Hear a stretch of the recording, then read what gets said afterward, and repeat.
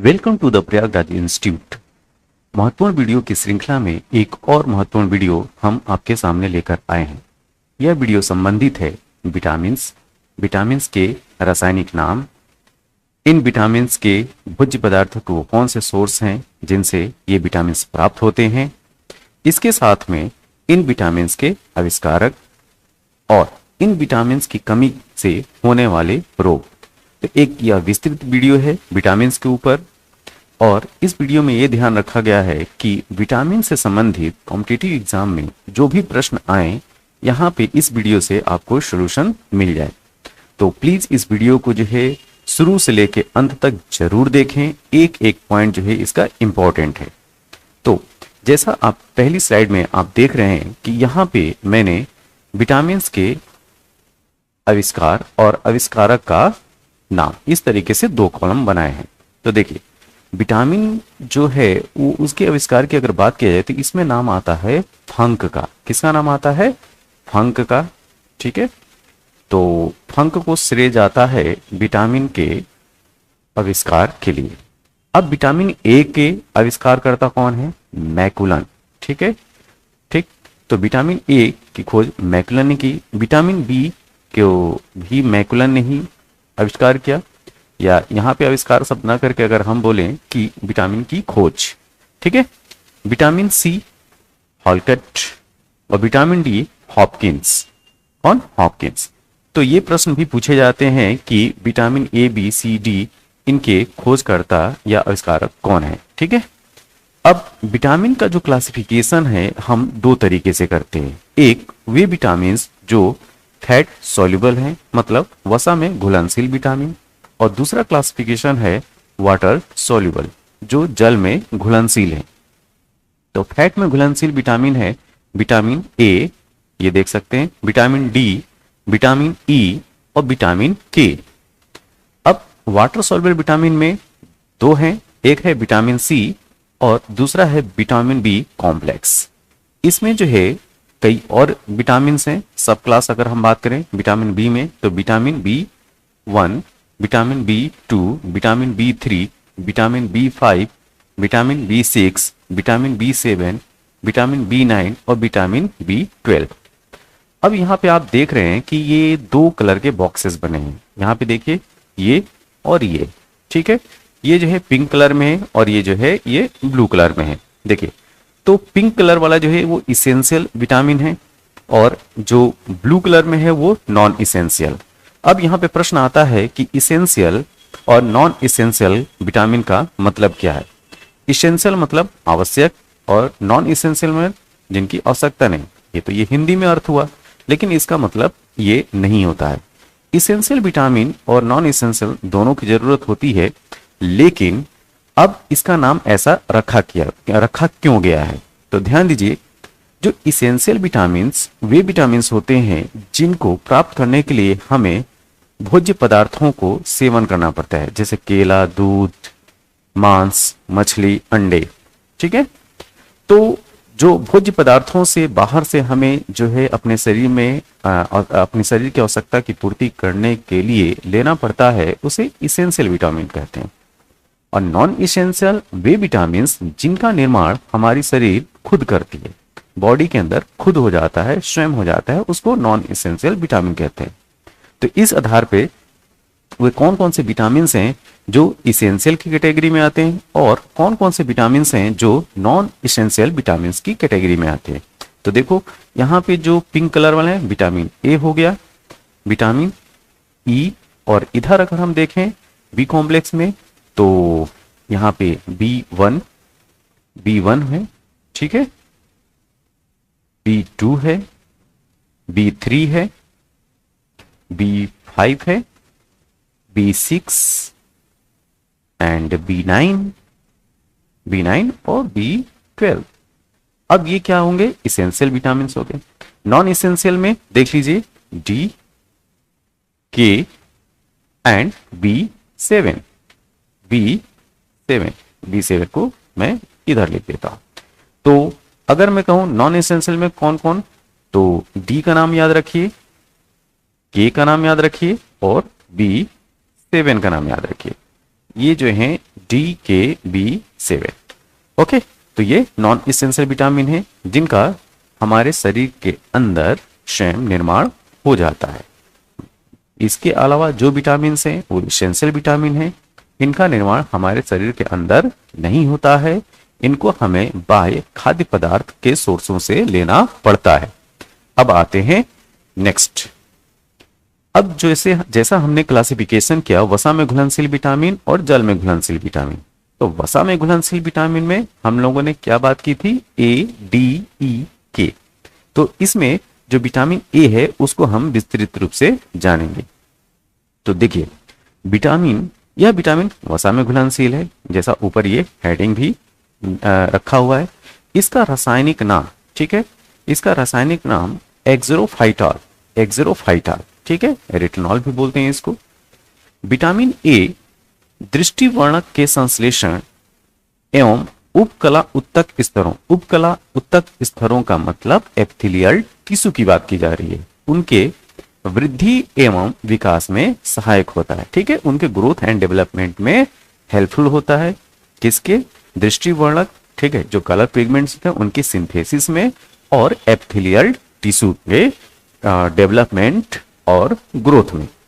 मनुष्य में इसकी कमी से क्या होता है, रतौंधी को निक्टेलोपिया बोलते हैं, ये ध्यान रखिएगा, इंग्लिश में निक्टेलोपिया, जिसको रतौंधी बोला जाता है हिंदी में। ठीक है, शारीरिक वृद्धि व भार में कमी, कॉर्निया तथा त्वचा की कोशिकाओं संबंधी रोग इससे उत्पन्न होते हैं। कॉर्निया और त्वचा से संबंधित रोग इससे उत्पन्न होते हैं अगर विटामिन ए की कमी है आपके शरीर में। अब बात की जाए कि विटामिन ए का मुख्य स्रोत क्या होगा, तो मुख्य स्रोत है गाजर, हरी सब्जियां, घी, दूध, पनीर, अंडे, मछली।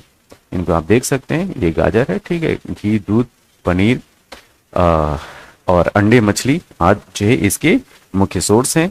इसकी कमी की पूर्ति करने के लिए इनका सेवन करना चाहिए।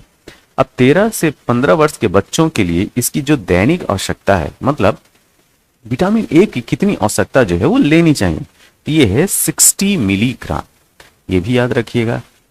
नेक्स्ट, अब वसा में घुलनशील विटामिन के क्रम में अब हम बात करेंगे विटामिन डी के बारे में। ठीक है, विटामिन डी क्या है, कैल्सीफेरॉल। क्या है, विटामिन डी का रासायनिक नाम है कैल्सीफेरॉल, जो कि वसा में घुलनशील है। अब इसका काम क्या है, इसका काम है दांतों और हड्डियों का डेवलपमेंट करना, विकास करना। इसकी कमी से बच्चों में रिकेट्स मानव शरीर में रिकेट्स होता है और बच्चों में ऑस्टियोमेलेसिया, बच्चों में रिकेट्स होता है, इसको ध्यान रखिए, बच्चों में रिकेट्स होता है और वयस्कों में ऑस्टियोमेलेसिया बीमारी होती है। ठीक है, आप यहाँ पे देख सकते हैं, ये बच्चों की जो पैर की जो हड्डियां हैं वो टेढ़ी हो जाती हैं।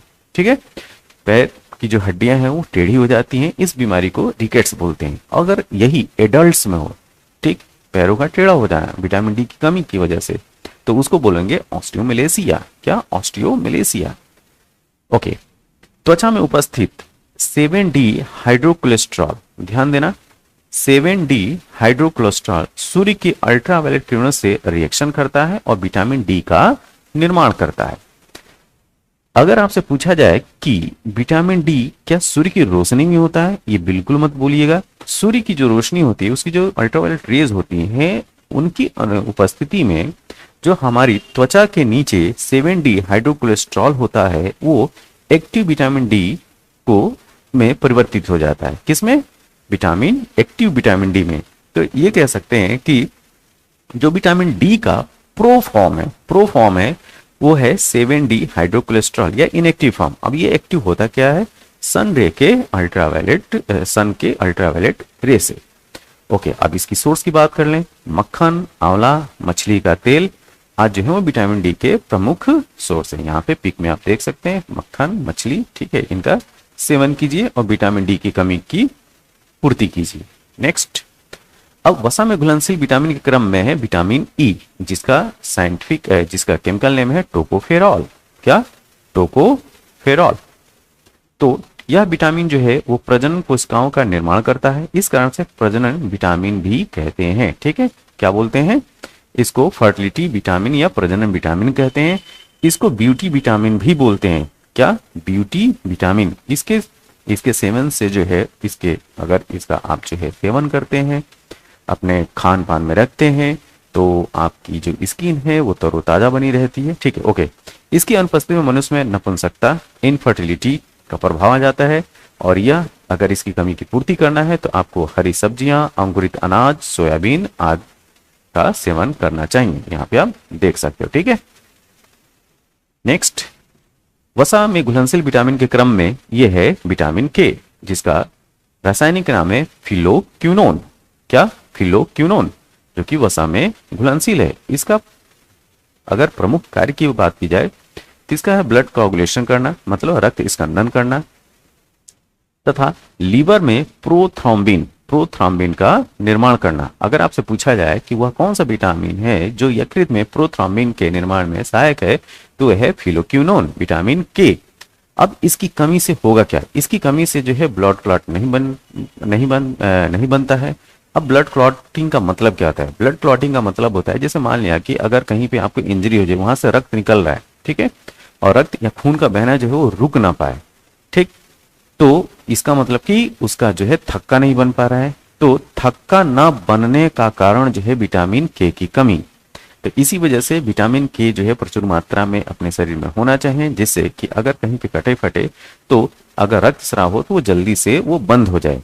तो रक्त का थक्का बनाने में जो सहायक होता है वो विटामिन के होता है, और इसकी कमी से रक्त का थक्का नहीं बनता है और ज्यादा ब्लीडिंग होती है। अब इसकी कमी की पूर्ति कैसे करेंगे? हरी पत्तेदार सब्जियां खाइए, टमाटर का सेवन कीजिए, पनीर आदि इसके मुख्य स्रोत हैं। ठीक है, ये चीज।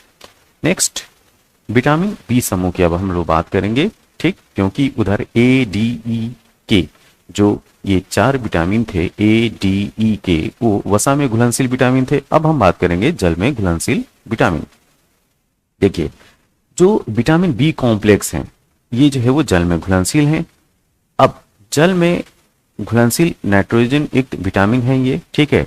और विटामिन बी का समूह इसमें 11 प्रकार के, अगर आपसे पूछा जाए बी कॉम्प्लेक्स में टोटल कितने हैं, तो 11 विटामिन हैं। अब देखो, इसमें जो पहला विटामिन है वो विटामिन बी1 को हम डिस्कस करेंगे। विटामिन बी1 को का रासायनिक नाम थायमीन है। क्या है? थायमीन, जो जल में घुलनशील है। इसकी कमी से बेरी रोग होता है। यहाँ पे इस बच्चे को देख सकते हैं, ये बेरी रोग से ग्रसित है। अब इसमें होता क्या है?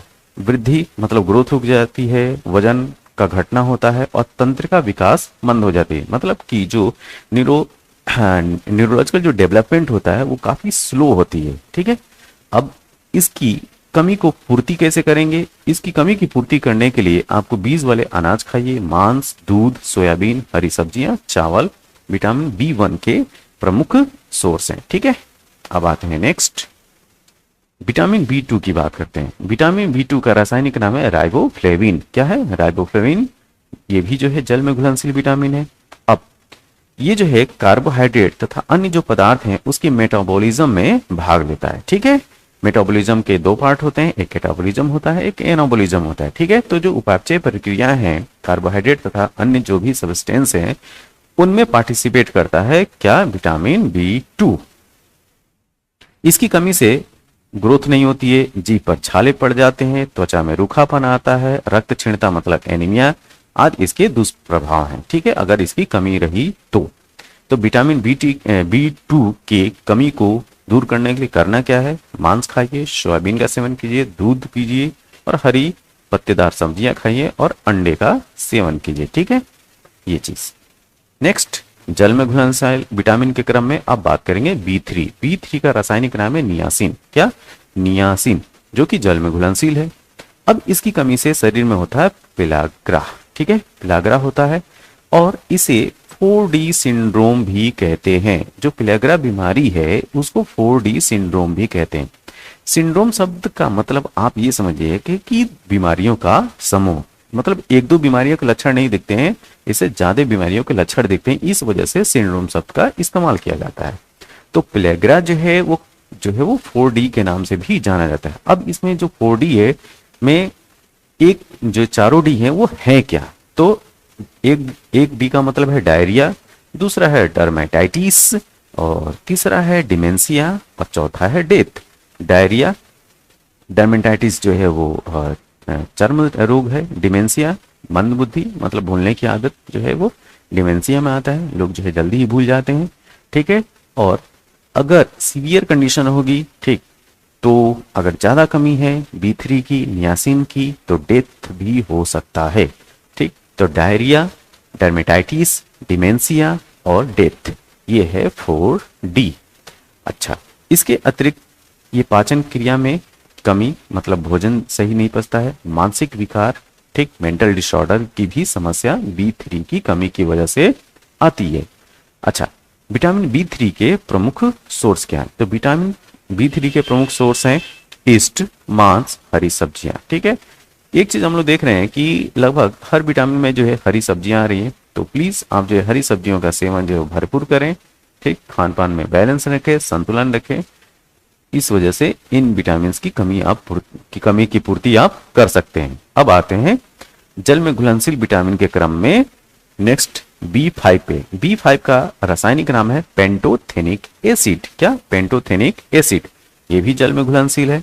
इसकी कमी से चर्म रोग होते हैं, ठीक है, बालों का जल्दी सफेद होना, जनन क्षमता, फर्टिलिटी रेट में कमी आती है, थकान महसूस होता है, उल्टी, अनिद्रा, नींद नहीं प्रॉपर आती है, ठीक है, आज इसकी कमी से आपको फील होगा, ठीक है। विटामिन बी के स्रोत की अगर बात करें तो अंडा, यकृत, दूध, मूंगफली, आप इसका जो है सेवन कीजिए और विटामिन B5 की कमी को दूर कीजिए, ठीक है, आप यहाँ पे देख सकते हैं। नेक्स्ट, जल में घुलनशील विटामिन के क्रम में है B6 पायरिडॉक्सिन। इसका नाम जो है पायरिडॉक्सिन है, रासायनिक नाम पायरिडॉक्सिन है, जल में घुलनशील है। अच्छा, इसका जो काम है अमीनो एसिड्स, जो अमीनो अम्ल है उसकी मेटाबॉलिज्म में ये पार्टिसिपेट करता है। इसकी कमी से वृद्धि में रुकावट आती है, अच्छी ग्रोथ नहीं हो पाती है, त्वचा से संबंधित रोग हो जाते हैं और एनीमिया की भी कंडीशन डेवलप होती है, ठीक है, जिसको रक्त अल्पता हिंदी में बोलते हैं। तो अब इसकी जो है कमी को दूर करने के लिए केला खाइए, मछली खाइए, मांस खाइए, ठीक है, हरी पत्तेदार सब्जियां खाइए और ड्राई फ्रूट्स का भी आप सेवन कर सकते हैं। ओके, अब आते हैं नेक्स्ट, बायोटीन या B7, ठीक है। इसका रासायनिक नाम है बायोटीन। ये भी जल में घुलनशील है। इसका मुख्य रूप से ग्लाइकोजन, फैटी एसिड्स मतलब वसी अम्लों, अमीनो एसिड्स के सिंथेसिस में भाग लेने वाले जो एंजाइम होते हैं उसका को एंजाइम होता है। देखिए, जब एंजाइमों के साथ जो विटामिन इन्वॉल्व होते हैं उनको बोलते हैं को एंजाइम, ठीक है, सह एंजाइम। तो बहुत सारे विटामिन जो है जिसमें से B7 एक है जो कि एंजाइम के साथ कॉन्जुगेट होता है, तो इसको बोलते हैं सह एंजाइम। इसकी कमी से त्वचा में त्वचा सल्की, ठीक है, मतलब परत दर पर, मांसपेशियों में दर्द का अनुभव होता है और रक्त क्षीणता होती है। क्या होती है? रक्त क्षीणता होती है, मतलब एनीमिया की कंडीशन आपको देखने को मिलेगी, ठीक है, एनीमिया। इसके मुख्य स्रोत में मांस, हरी सब्जियां, ईस्ट, अंडा, ठीक है। तो हरी सब्जियां, मांस, अंडा आप खाइए और विटामिन B7 की कमी की पूर्ति कीजिए। नेक्स्ट, अब बात करते हैं B9 को। B9 का रासायनिक नाम है फॉलिक एसिड, ठीक है, फॉलिक एसिड, ये भी जल में घुलनशील है। इनका मुख्य कार्य रक्त कणिकाओं का निर्माण करना, ठीक है, इसी वजह से जिसको भी एनीमिया की प्रॉब्लम होती है उनको फॉलिक एसिड की गोलियां भी दी जाती हैं, ठीक है। तो रक्त कणिकाओं का निर्माण करना, DNA का संश्लेषण करना मतलब DNA सिंथेसिस करना, इसकी कमी से एनीमिया होती है। क्या? एनीमिया नामक रोग हो जाता है, मतलब खून की कमी। और विटामिन B9 के जो स्रोत हैं सब्जियां, ईस्ट और सोयाबीन। नेक्स्ट, विटामिन B12 की बात कर लें। विटामिन B12 का केमिकल नाम है, रासायनिक नाम है साइनोकोबालामीन। क्या? साइनोकोबालामीन। ये भी जल में घुलनशील है। अब सारे विटामिनों में से केवल और केवल साइनोकोबालामीन या ये कहें विटामिन B12 ही एक ऐसा विटामिन है जिसमें धातु पाई जाती है कोबाल्ट। क्या? कोबाल्ट, ठीक है। अब एक प्रश्न मैं आपसे पूछना चाहूंगा कि कोबाल्ट जो धातु है इसका एटॉमिक नंबर कितना होता है? क्या? Atomic number. तो कोबाल्ट का एटॉमिक नंबर आप कमेंट बॉक्स में जरूर बताइए, ठीक है। हाँ, तो कोबाल्ट धातु पाई जाती है और इसका प्रमुख काम उर्ध्वराणुओं का जो ब्लड सेल्स हैं उनकी सिंथेसिस है उनका निर्माण करना। तो ब्लड सेल्स के फॉर्मेशन में जो है साइनोकोबालामीन काफी इंपॉर्टेंट है, जिसको हम B12 के नाम से जानते हैं। इसकी कमी से भी रक्त की कमी से रक्त अल्पता नामक रोग हो जाता है। रक्त अल्पता मतलब एनीमिया, खून की कमी होती है इसकी कमी के होने की वजह से। अब इसका स्रोत क्या है? मछली, अंडा, दूध इस विटामिन के प्रमुख सोर्स हैं। ठीक है, ये आप देख सकते हैं, मछली, अंडा, दूध। ठीक है, इनका सेवन कीजिए और विटामिन B12 की कमी की पूर्ति कीजिए। नेक्स्ट, अब बात करते हैं विटामिन सी। विटामिन सी का केमिकल नेम, रासायनिक नाम है एस्कॉर्बिक एसिड। क्या है? Ascorbic acid. प्रमुख कार्य क्या है इसका? लाल रक्त कणिकाओं का निर्माण करना, रोग प्रतिरक्षा, हड्डियों के लिए अधात्री का निर्माण करना। ठीक है, इसकी कमी से जो होता है वो स्कर्वी रोग होता है। ठीक है, विटामिन सी की कमी से स्कर्वी रोग होता है। और इस विटामिन का प्रमुख स्रोत है खट्टे व रसदार फल।